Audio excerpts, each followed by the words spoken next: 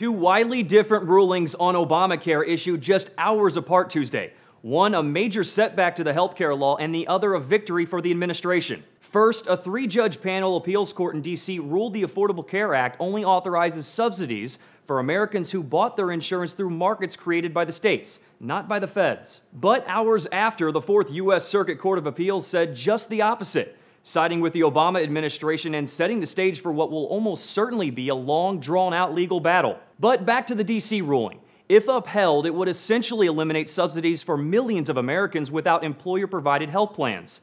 It will not affect the 14 states that currently run their own insurance marketplaces, but in the 27 states that chose to opt out and rely on federally run exchanges instead, and in the 9 states that partially opted out, premiums could go up, which would undoubtedly undermine a key component of the Affordable Care Act. As the Daily Beast put it, a major pillar of Obamacare crumbled under the gavel. That's because millions of lower-income individuals who are required to purchase insurance under the law rely on these subsidies to keep the cost down. According to federal research, on average, the 5 million people who get their insurance through the federal health insurance exchanges have seen their premiums go down from $346 to $82 a month due to those subsidies. The D.C. court's decision Tuesday came down to what Obamacare supporters attribute to poorly worded language that lawmakers overlooked. The current law reads subsidies should be paid to those who sign up through an exchange established by the state. You could argue that wording means subsidies can only go to those who buy through state-based exchanges and not federally facilitated ones.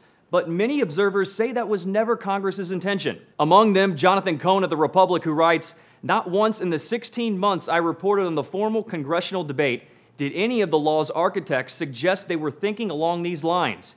It wouldn't make sense in the context of the law, which depends on those subsidies to accomplish its primary goal." But many critics of the Affordable Care Act say it's not up to the courts to determine Congress's intent. As a fellow at libertarian think tank the Cato Institute wrote, the ruling shows statutory text doesn't mean whatever the government says it means. But the Fourth Circuit Appeals Court disagreed, saying the IRS's interpretation of the law to mean the feds could provide subsidies in every state was a permissible exercise of the agency's discretion.